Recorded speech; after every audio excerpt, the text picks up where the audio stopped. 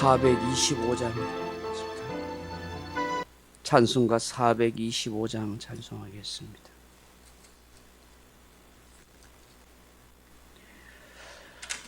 주님의 뜻을 이루소서. 고요한 중에 기다리니 진흙과 같은 날 빚으사 주님의 형상 만드소서. 주님의 뜻을 이루소서. 주님 발 앞에 엎드리니 나의 맘속을 살피시사 눈보다 희게 하옵소서. 주님의 뜻을 이루소서.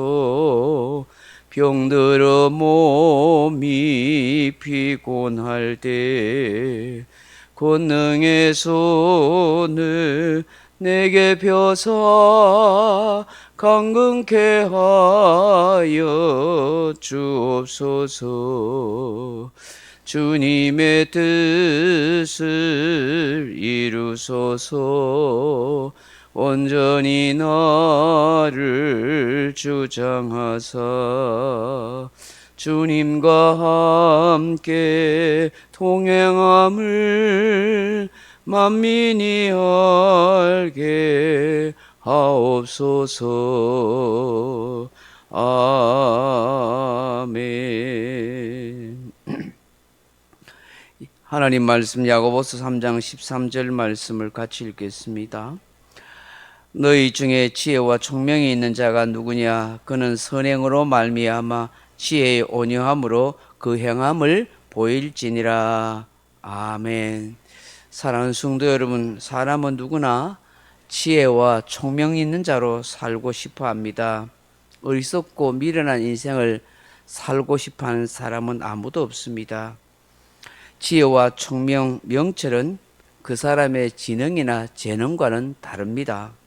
삶에서 깨달아진 것, 경험되어진 것을 잘 적용하고 사용할 줄 아는 것을 말합니다.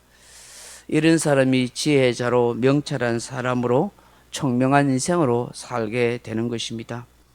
성경은 지혜와 명철을 얻게 되는 근본 요인이 무엇이라고 가르쳐 줍니까? 잠언 9장 10절에 보시면 여호와를 경외하는 것이 지혜의 근본이요 거룩하신 자를 아는 것이 명철이니라, 그렇게 말씀합니다. 욥기서 28장 28절에는 또 사람에게 말씀하셨도다. 보라, 주를 경외함이 지혜요 악을 떠남이 명철이니라고 말씀합니다. 시편 119편 100절에 보시면 주의 법도를 지킴으로 나의 명철함이 노인보다 나으니이다 라고 고백하고 있습니다. 오늘 사도 야고보는 어떻게 하는 것이 지혜와 총명 있는 자로 살아가는 것이라 하십니까? 성경에서, 오늘 본문에서 선행으로 행함으로 보이는 것이라 그렇게 말씀합니다. 그것도 온유함으로 그 행함을 보이라 그렇게 말씀합니다. 즉 다시 말하면 진정한 지혜와 총명은 겸손한 마음을 통한 삶의 열매로 나타나는 것이라 그렇게 말씀하는 것입니다. 사랑하는 성도 여러분, 우리 인생은 마치 나무가 자라서 열매를 맺는 과정과 같다라고 생각할 수 있습니다. 우리가 살아가는 모든 삶의 과정은 어떤 종류든 열매를 맺는 과정이라 할 수 있습니다. 무엇보다도 좋은 열매를 맺는 것이죠.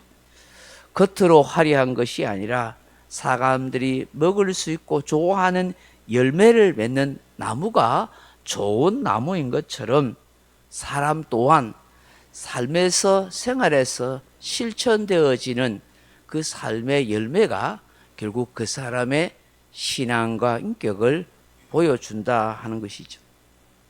서인도 지역에 가시면 목재 수출로 유명한 지방인데 그곳에는 고무, 커피, 건축, 자재용을 비롯한 다양한 쓰임새에 유용한 나무들이 많이 수출되고 있다고 합니다. 이런 나무들 가운데 만치닐이라 하는 그런 나무가 있다고 합니다. 이 나무의 외형은 매우 아름답고 그 사과와 비슷한 그런 열매를 맺는다 합니다.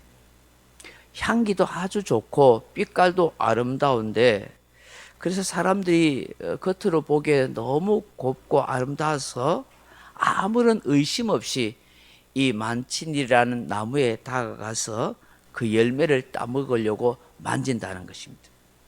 그런데 화려하고 아름다운 그 빛깔의 그 열매의 그 모습과는 달리 만칠이라는 이 나무에는 독이 있답니다. 이 열매에. 그 열매를 만지기만 하면은 사람에게 독이 오르고 피부에 그 즙이 닿으면은 물집이 생기고 통증이 생깁니다. 행여나 그 열매를 따먹으면 그 자리에서 즉사하는, 죽는 그런 일이 있는 아주 무서운 나무라고 합니다. 알지 못하고 먹음직스럽게 생겼다고, 빛깔이 예쁘다고 그 열매를 따먹었다는 그야말로 죽는 일이 일어나는 것이죠. 그런 까닭에 고대에 그곳에 살던 원주민들은 적들과 싸우기 위해서는 독화살을 만들 때 이 열매의 즙을 이 화살촉에 발라서 그렇게 화살을 쏘았다고 합니다. 이런 팔레스틴 땅에도 가면 소돔 사과나무라는 것이 있습니다. 사해를 중심으로 요단 계곡의 아라바 근처에 그 광야에서 자라나는 그런 나무입니다. 이 소돔의 이 사과는 사과처럼 아주 커다란 열매를 맺습니다. 그러나 그 먹음직스러운 그 열매를 따서 보면은 열매 안은 텅 비어 있습니다. 그래서 만지면 부스러집니다. 그리고 아주 하얀 실 같은 것만 이렇게 나온다는 것입니다. 겉으로 보기에는 아주 아름답고 예쁜 사과인데, 먹음직스럽고 군침이 도는 그런 사과 열매인데 그걸 따서 만지면 부스러지고 아무런 열매가 없는 것이죠. 그야말로 텅 빈 상태인 것입니다. 이 소돔 사과 열매가 얼마나 허망함을 보여주는지 모릅니다. 이런 이유로 해서 소돔 사과 나무를 두고 광야에 저주받은 레몬이다, 그렇게 별명을 가지고 있습니다. 이 소돔 사과 나무도 줄기에 상처를 내면 저처럼 희고 끈적끈적한 독진액이 그렇게 나온다고 합니다. 여러분, 이 두 나무가 무엇을 말해 주는 것일까요? 결국 외형이 아름답고 멋지게 생겼다 해서 그 속까지 아름다운 것은 아니라 하는 것을 의미하지요. 외형은 멋진 열매를 맺고 있지만 먹을 수 있는 진정한 열매가 아니더라 하는 것입니다. 참된 열매는 맛있는 과즙과 함께 그렇게 예쁜 모양이 되어야 되는 것이죠. 여러분, 지혜와 총명을 보이라, 그렇게 말씀합니다. 이 지혜와 총명은 곧 성향이 난 열매로 나타난다 하는 것이죠. 아무리 그 사람이 지혜롭고 총명하다고 말해도 그 지혜와 총명은 그 사람 속에 담긴 것인데, 그 지혜와 총명이 나타나려면 결국은 삶을 통해서 나타나야 한다 하는 것이죠. 말씀을 그대로 행함으로 열매를 맺게 되는 것입니다. 오늘 본문에서 온유함으로 그 행함을 보이라, 그렇게 말씀합니다. 여기 온유함이란 히브리어로 아나빔이라는 말인데, 온전히 참고 기다리며 하나님의 역사를 기다리는 그런 시간적인 개념을 의미합니다. 즉, 본문에서 말씀하는 게 뭐냐 하니까, 지혜와 총명은 온유함을 통해서 이 세상에 삶으로 나타나는데, 하나님이 역사하시고 하나님이 도와주시도록 바라보면서 내가 선한 일을 하고 또 하나님이 주시는 말씀대로 행해 나아갈 때 그 나타나는 삶의 열매라 하는 것이죠. 쉽지 않은 과정입니다. 어려움이 있습니다. 그렇지만 내가 하나님 말씀 따라 순종하고 행해 갈 때에 진정한 내 안에 있는 지혜와 총명이 내 삶을 통해서 드러나고 나타나게 된다 하는 것이죠.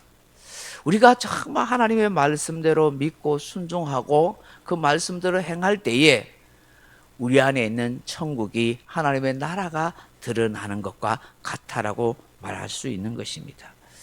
오늘 이 새벽에 주시는 이 말씀을 우리가 함께 묵상하면서 주님, 내가 어려움이가 여러 가지 힘든 과정이 있어도 내가 정말 하나님의 나라를 생각하면서 잘 참고 견디고 진정 내가 하나님을 섬기는 믿음의 사람으로 지혜와 그리고 총명 있는 사람으로 내 삶을 통해서 나타날 수 있도록 역사해 주옵소서. 그렇게 기도하는 저와 여러분 되기를 주님의 이름으로 축원합니다. 각자 기도하시다 돌아가시기 바랍니다.